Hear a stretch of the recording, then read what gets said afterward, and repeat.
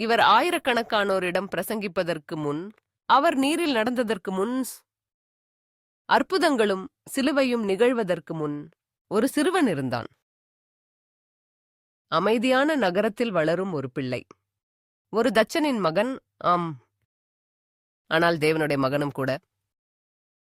அவர் எப்படி இருந்தாரு? பிற பிள்ளைகளுடன் விளையாடினாரா? அவர் ஒருபோதும் விழுந்து தன் முழங்காலில் காயம் பெற்றாரா? இது அமைதியின் அத்தியாயம். மறைந்து வரும் ஆண்டுகள். இயேசுவின் ஆரம்ப வாழ்க்கை. ஏரோது இறந்த பிறகு ஒரு தூதர் யோசேப்பிற்கு கனவில் தோன்றி, இன்னும் பிள்ளையையும் அவன் தாயையும் கொண்டு இஸ்ரவேலுக்கு திரும்பு, பிள்ளையின் உயிரை தேடியவர்கள் இறந்துவிட்டார்கள் என்று சொன்னார். யோசேப் எழுந்து அவர்கள் மீண்டும் ஒரு பயணம் தொடங்கினார்கள். இப்போது அகதிகளாக அல்ல, ஒரு குடும்பமாக வீடு திரும்புகிறார்கள். பெத்லஹேமுக்கு அல்ல, நாசரேத்தில், கலிலேயாவின் அமைதியான மலையக நகரத்தில். நாசரேத் சாதாரணமானது. அதன் வீதிகள் தூசி படிந்தவை, அதன் வீடுகள் எளிமையானவை. அங்கு எதுவும் பெரியது நிகழும் என்று யாரும் எதிர்பார்க்கவில்லை. ஆனால் அங்கே அனைவருக்கும் முன்னிலையில் மறைந்தவாறு உலகின் இரட்சகர் வளர்ந்தார். மரியாள் அவனை ஆச்சரியத்துடன் பார்த்தார். ஒரு காலத்தில் தன்னுள் தங்கிய பிள்ளை இப்போது நடக்கிறான், பேசுகிறான், கற்றுக்கொள்கிறான். அவள் ஒருபோதும் அவனை இரவில் மெதுவாக கேட்டிருக்கலாமா? நீ உண்மையில் யார் என்பதை அறிந்திருக்கிறாயா? ஒரு சிறு சிரிப்புடன் பதிலளித்திருக்கலாம். அவன் ஏற்கனவே அறிந்திருக்கலாம். யோசேப்பு அவனை மரத்தை வெட்ட கற்றுக் கொடுத்தார். ஒரு கட்டை எப்படி வடிவமைப்பது, அளவை எடுத்து கவனத்துடன் கட்டமைப்பது எப்படி என்று கற்றுக் கொடுத்தார். அந்த சிறுவன் கற்றுக்கொண்டது கைப்பணிகள் மட்டுமல்ல, கீழ்ப்படியும் வழிகளும் கூட. வேதாகமம் சொல்கிறது, அந்த குழந்தை வளர்ந்து ஆவியில் வலிமை பெற்று தெய்வீக ஞானத்தில் நிரம்பினான். தேவனுடைய கிருபை அவன் மேல் இருந்தது. அங்கு பெருமைகள் இல்லை, பத்திரிகை தலைப்புகள் இல்ல, அற்புதங்கள் இன்னும் இல்ல. நாள்பட்ட வாழ்க்கை மட்டுமே. ஆனால் அந்த தினங்களிலும் தெய்வீக உள்நிலை இருந்தது. அவன் பிற சிறுவர்களுடன் விளையாடினான். சினாகோகில் வேதாகமம் கற்றுக்கொண்டான். மலைகளில் நடந்தான். பருவங்கள் மாறுவதை பார்த்தான். ஆட்டுக்களின் கத்தும் ஒலி கேட்டான். பறவைகளின் பாடல், ஒலிவ மரங்களில் வீசும் காற்று. பிரபஞ்சம் அவனிடம் மெதுவாக பேசியது. அவன் அதை கவனமாக கேட்டான்.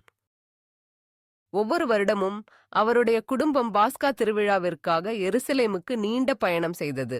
அது ஒரு விசேஷமான காலம்.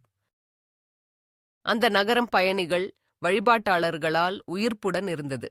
குடும்பங்கள் ஒன்று கூடி பாடல்கள் எழுந்து ஜெபங்கள் வெளிப்பட்டன. இயேசு இன்னும் ஒரு சிறுவன். இது அனைத்தையும் ஆழமாக உணர்ந்தான். அப்பொழுது அவன் 12ஆம் ஆண்டில். அந்த வருடம் பாஸ்கா விழா முடிந்ததும் மரியாளும் யோசேப்பும் பயணக்குழுவுடன் வீடு திரும்ப ஆரம்பித்தனர். இயேசு அவர்களுடன் இருப்பார் என்று நினைத்தனர். ஒரு நாள் கடந்து போனது. அவரை எங்கும் காணவில்லை. பீதியும் பதற்றமும் ஏற்பட்டது.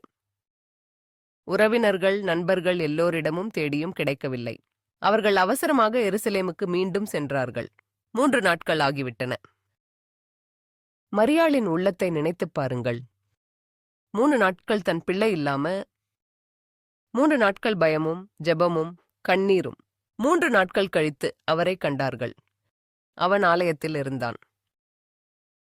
அந்த கற்பிப்பவர்களிடம் உட்கார்ந்தான். கேட்டான். கேள்விகள் கேட்டான். அவர்களுக்கு பதிலளித்தான். அவ்வளவு ஞானத்துடன் அனைவரும் ஆச்சரியப்பட்டனர். மரியாள் அவனை நோக்கி ஓடி குரல் நடுங்கி கேட்டாள். மகனே, நீ எங்களை இப்படிச் செய்தாய்? நாங்கள் மிகுந்த கவலையுடன் உன்னை தேடினோம். இயேசு திரும்பி அமைதியாக, ஆனால் ஆழமான உண்மையோடு சொன்னான். நீங்கள் என்னை ஏன் தேடினீர்கள்? நான் என் பிதாவின் இல்லத்தில் இருக்க வேண்டும் என்பதை அறியவில்லையா? அவங்கள் இதை முழுமையாக புரிந்து கொள்ளவில்லை. இன்னும் இல்ல. ஆனால் மரியாள் இதையெல்லாம் தன் உள்ளத்தில் வைத்துக் கொண்டாள்.